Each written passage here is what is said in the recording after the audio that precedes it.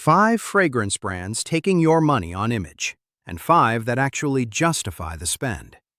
We start with the slickest illusion on the luxury floor. By now, you already trust your nose more than a glossy campaign ever could. You know the difference between a perfume that smells refined and one that simply carries an expensive price tag. You have worn enough fragrances to understand that elegance in the bottle does not automatically mean elegance in the formula. So why does the industry still act as if beautiful packaging and prestige naming are enough to close the sale? Because most shoppers never look past the surface. What you are about to hear is not for the woman still hypnotized by a department store display and a famous face on a poster. It is for the woman who wants the formula to earn the fantasy. The woman who is tired of paying for branding, overhead, and borrowed prestige when what she really wants is quality on skin. And before we start, subscribe, because this is exactly the kind of practical, high-value beauty intelligence we break down every week. Number 1. Jo Malone London. Jo Malone has become the official language of safe luxury. The cream box, the black trim, the understated British image, the polished promise that you are choosing something tasteful without trying too hard. And to be fair, the branding is excellent. It feels refined, it feels expensive, it feels like good manners in perfume form. That feeling is doing a lot of the work, because once you move past the presentation, many Jo Malone fragrances are intentionally simple in structure. They tend to open beautifully, stay fairly linear, remain soft, and fade faster than their price would suggest. That is not an accident. It is part of the brand identity. The fragrances are designed to be easy, clean, pleasant, and highly wearable. They are also designed to be layered, and that is where the business model gets clever. Layering is presented as creativity. Personal expression, your signature, built your way. Sometimes it is, but it also has a very convenient effect. One bottle becomes 2. 2 becomes 3. Suddenly, what looked like a subtle luxury purchase becomes a small fragrance system. The issue is not that Jo Malone smells bad. Many of the scents are lovely. The issue is value. If a fragrance gives you a pretty opening, limited evolution, and a short wear time, then the formula has to justify that price in some other way. Usually, it does not. The branding does. Number 2. Tom Ford.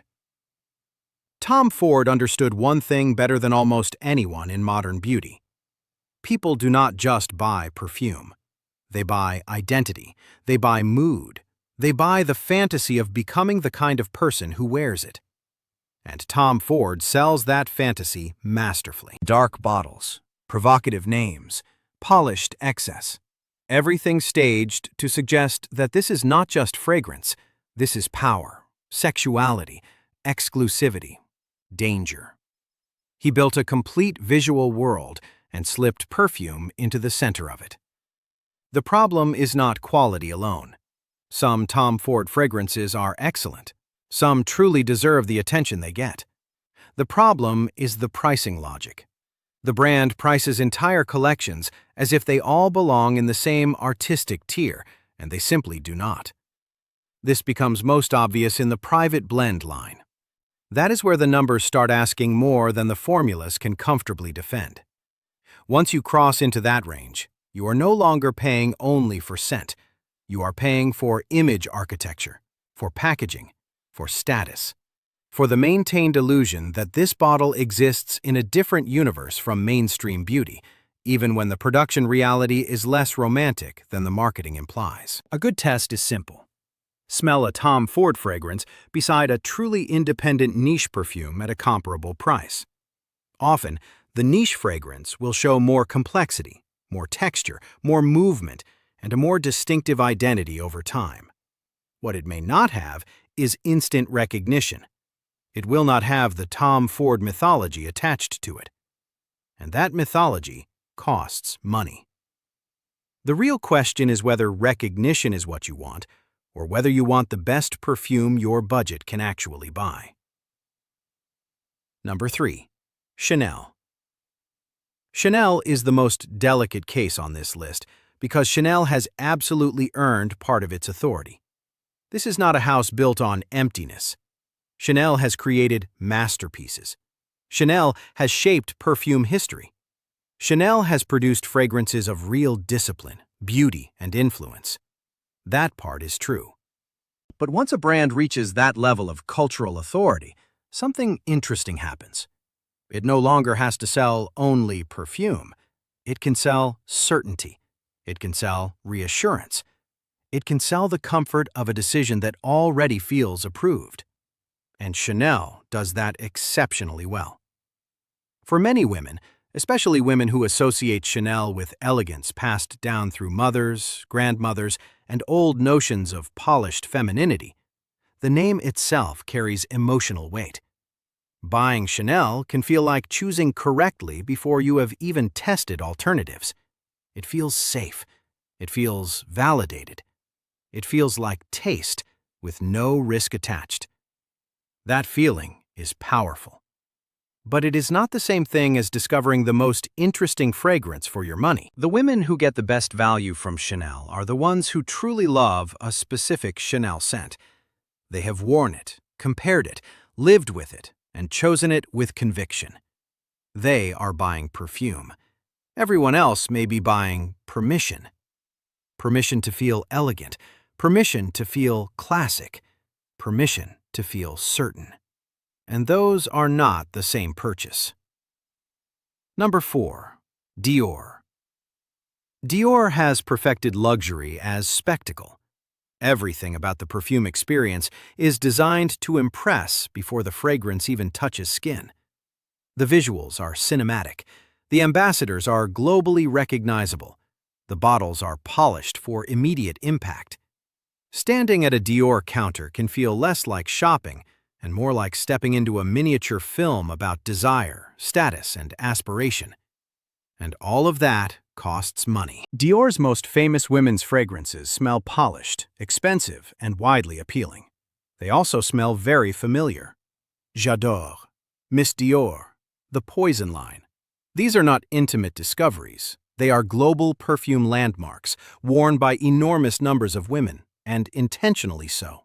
That is the business model. Volume requires broad appeal. Broad appeal in fragrance usually means soft edges, easy signatures, and formulas designed to please quickly and offend no one. From a commercial perspective, that makes perfect sense.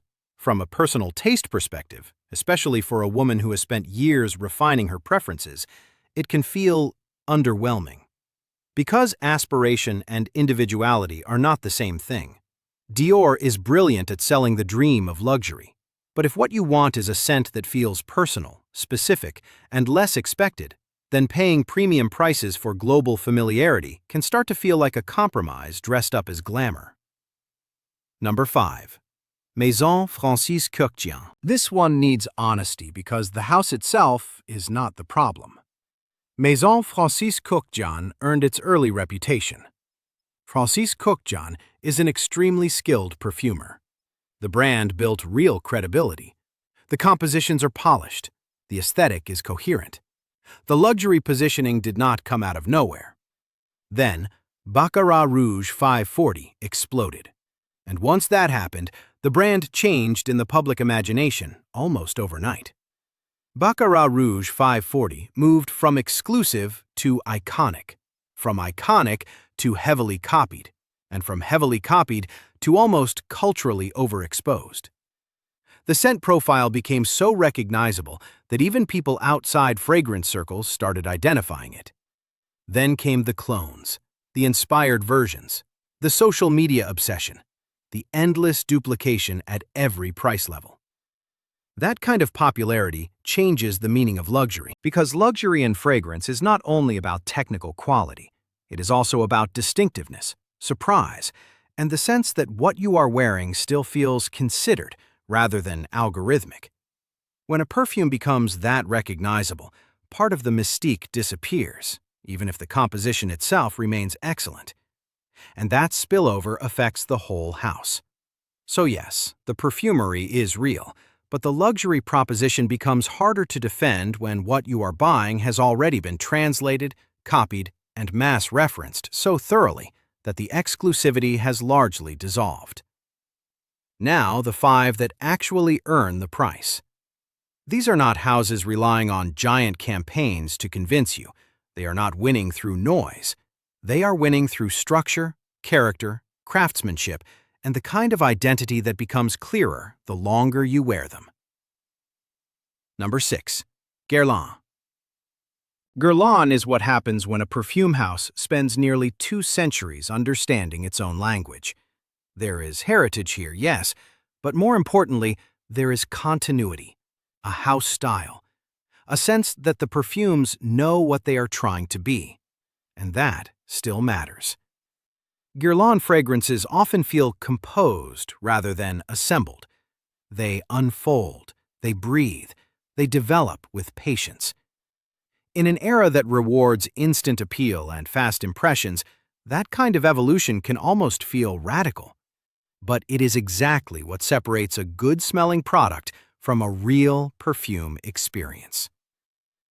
Mon Guerlain Intense gives lavender and vanilla more polish and depth than those notes usually receive. Shalimar remains one of the most beautiful oriental structures ever made, warm, disciplined, and unmistakably itself. Insolence takes violet in a direction that feels bold rather than powdery for the sake of nostalgia. What you are paying for here is not noise. It is composition, balance, memory, institutional knowledge refined over generations. Guerlain rarely begs for your attention. And for a woman who no longer needs a fragrance to shout on her behalf, that restraint becomes part of the luxury.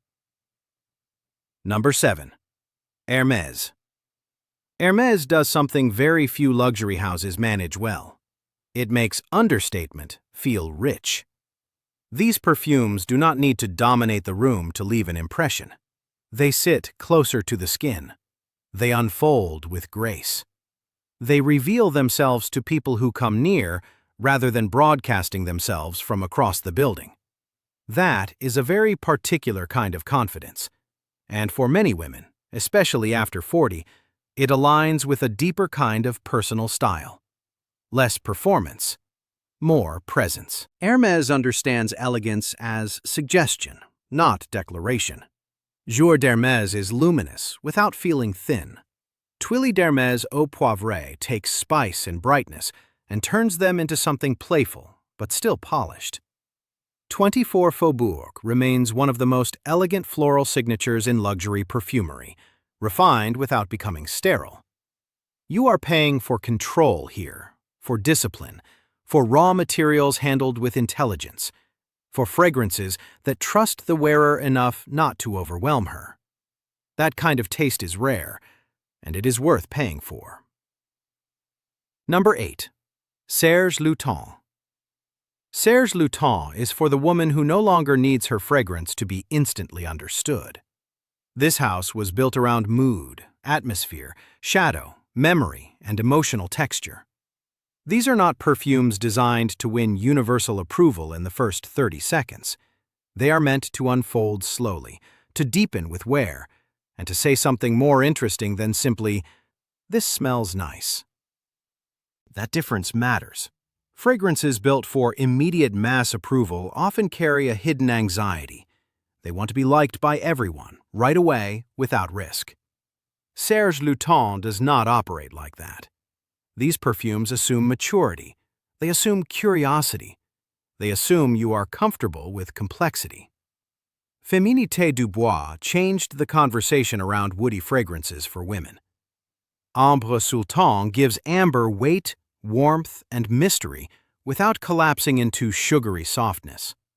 La Fille de Berlin takes rose and places something sharper inside it, something vivid and slightly dangerous. When you pay here, you are paying for perspective, for a signature voice, for a perfume house willing to let fragrance remain artistic without becoming unwearable. That is much harder to find than people think. Number 9. Parfums de Nicolai.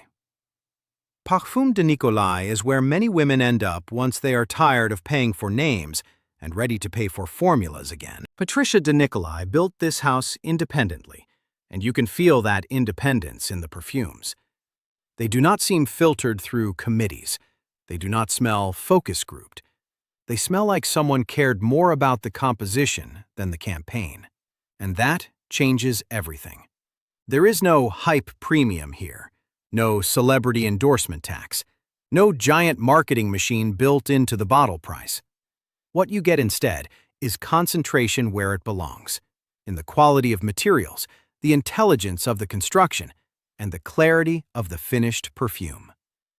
Fig tea is green, airy, elegant, and much more balanced than that genre usually allows. Odalisque is clean and floral without becoming flat or forgettable. Ombre Cashmere Intense is warm, textured, and specifically grown up, rich without feeling oppressive. This is one of the clearest examples in modern fragrance of what happens when a house spends more on the perfume than on the performance around it. Number 10. BDK Parfums. BDK is the kind of house people are always hoping to discover, and rarely do. It feels modern without becoming generic, stylish without chasing trends, distinctive without becoming difficult for the sake of being niche. That balance is incredibly hard to get right.